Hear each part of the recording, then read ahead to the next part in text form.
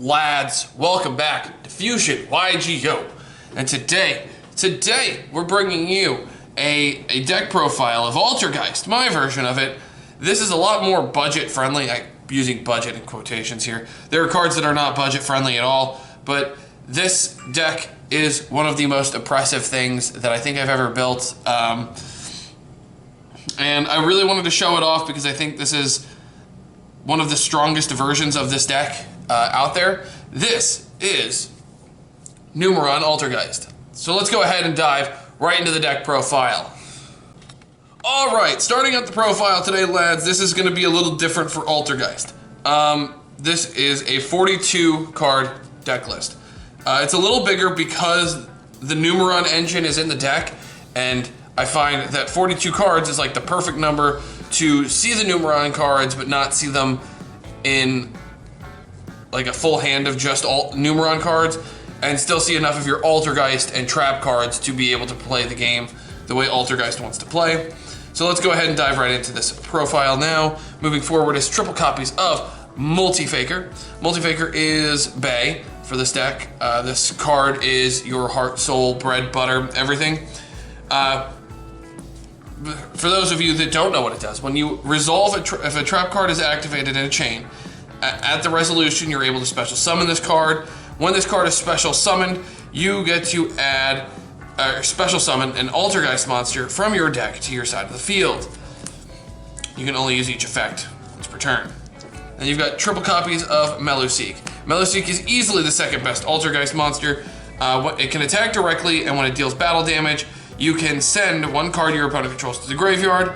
When this card is sent from the field to the graveyard, you can add an Altergeist monster from your deck to your hand. Each effect is a hard once per turn again. Meluseek is incredible. This card is absolutely incredible. It's another way to get to your Multi-Faker, as well as deal damage and spot removal, all of which are just really good things.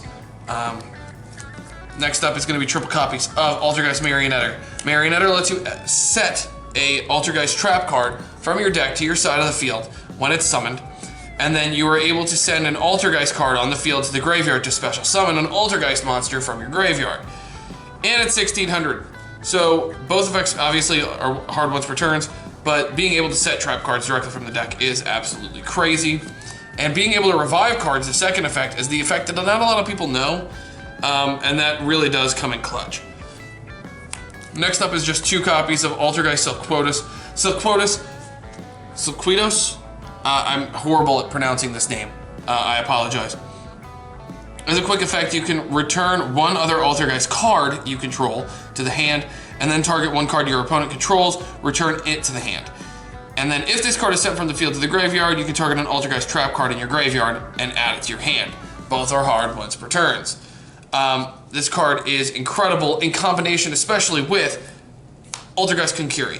Konkuri is the Karibo of the deck. So it special summons itself when an opponent's monster declares an attack. If you control an Altergeist card, you can special summon it, and then negate the attack. And then if this card is special summoned, you can target one face-up card your opponent controls and negate the effects of that card with it, while it and this monster are face-up on the field. So when it's summoned, it negates the effects of another monster, which is pretty crazy. And that's it for the Altergeist monsters. But there are a few cards left for the Altergeist package. And for those of you that don't know, this is how I do my deck profiles, is in packages, not in monster spells traps. So, next up is going to be triple copies of Personal Spoofing. Spoofing lets you shuffle in one Altergeist card from your hand or face up on the field to the main deck, and then add an Altergeist monster from your deck to your hand. So it lets you change out things. So it gives you, essentially, if you have this in anything that isn't Multi-Faker, you can add Multi-Faker. And because a trap card was activated and Multi-Faker is now in your hand at resolution, you're able to use Multi-Faker and go off again. So Personal Spoofing is just a mandatory card, and I think 3 is perfect. Now, some people have omitted this card to 1. I personally disagree because it does so much. 2 copies of Altergeist Protocol. Protocol, the activation and effects of Altergeist cards activated on your side of the field cannot be negated. And then also, when an opponent's monster activates an effect, you're able to tribute an Altergeist monster to negate the effect. and destroy it. And now these are both hard ones for turns, which is the only part of this that makes this card a bad card. But if you do open, because of personal spoofing, you're able to shuffle it back in and it gives you some recursion. And if somebody pops your Altergeist Protocol when you need monster interruptions, this is a way to deal with it. Next up is going to be 2 copies of Altergeist Manifestation. Manifestation is Monster Reborn, the trap card. Excuse me.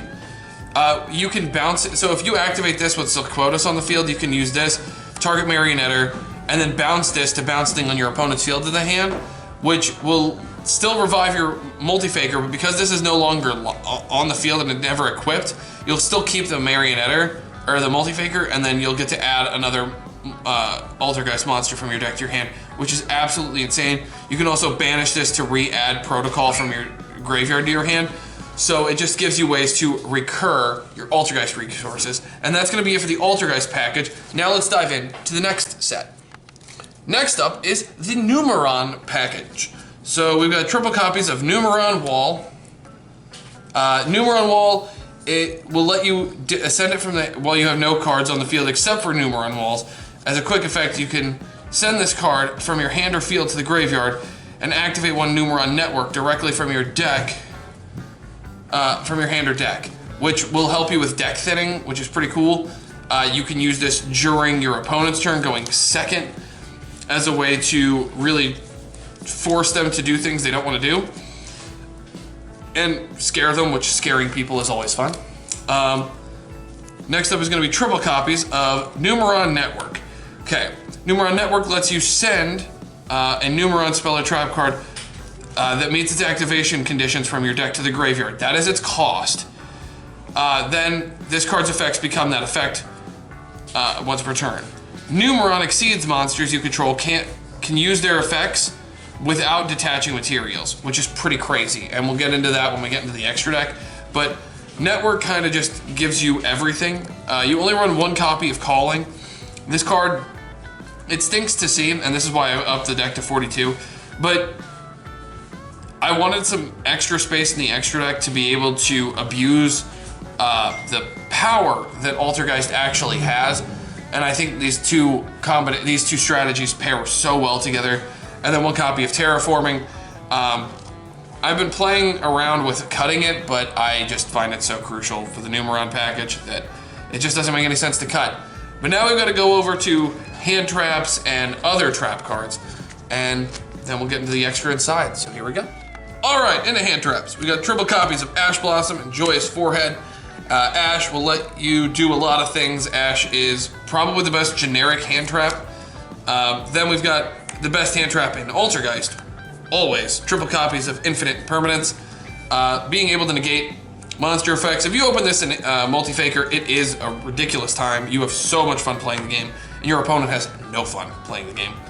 And if you open Infinite Impermanence and Altergeist Multi-Faker as well as your Numeron stuff, you can actually sit on the Numeron cards for a little while, and if they ever break through your Altergeist plays, then you're able to push the tempo on your opponent a lot by even if they use a bunch of resources to break your board, they don't know that you have the Numeron stuff, so you just Numeron Network and then OTK them, which is absolutely insane. 1 copy of Imperial Order to stop spell cards from stopping you, like Forbidden Chalice. This also works against Sky Striker as a way to just say no, which is pretty crazy. 2 copies of Compulse. This is a generic trap. This can be anything. I chose Compulse because where I'm playing right now, my locals is very go second heavy. So this deck just alone makes people have to play going first because they don't want to deal with all my trap cards. And Compulse is just very powerful. And finally, triple copies of Solemn Strike. Strike is my take on Called by the Grave in this deck. One of them is ultra rare and the other 2 are secret. I know, it's disgusting to look at. I'm sorry, I don't have a 3rd secret. And then finally is triple copies of Judgment. This stops everything, it's Judgment. There's a reason why everything is compared to it. And that's it for the main deck, 42 cards. Really solid, I really like the deck list. I'm having a lot of fun with it. But let's move on to the extra deck. I realize now that I said, unironically, that I had fun playing Altergeist. I am an awful human being for saying that, and I'm sorry. Triple copies of Altergeist Hextia. Hextia is your spell negation, bleh, and it gains attack points of the monster that it's pointing to. The card's incredible. Next up is going to be Kildoga and Prima Banshee. So Kildoga is here because, one, I wanted to use as many Altergeist cards as I could in the extra deck. I think they're all pretty cool. And it's got battle axes, which is sweet. But the other reason is it actually can help. So when an Altergeist monster that you control inflicts battle damage to your opponent, you can target one monster in your graveyard and special summon it to a zone this card points to. So this can be used as a way for, okay, I have Meluseek and Kildoga on board.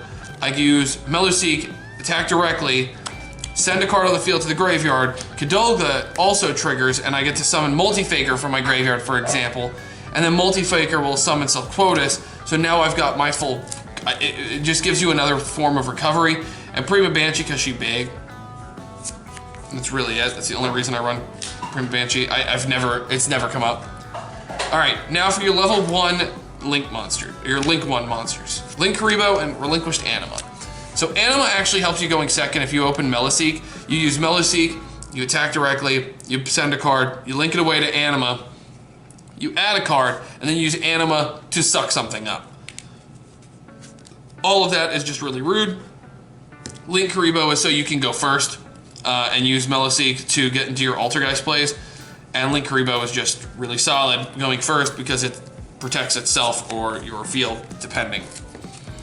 Next up, it's gonna be some generic Link monsters. So Nightmare Phoenix and Nightmare Unicorn. I did say at the beginning of this video that it's mostly budget. I have one card that I'm about to show you that is not budget, and I know that. Phoenix is just for other back row decks. Unicorn is for spot removal. Non-destruction spot removal.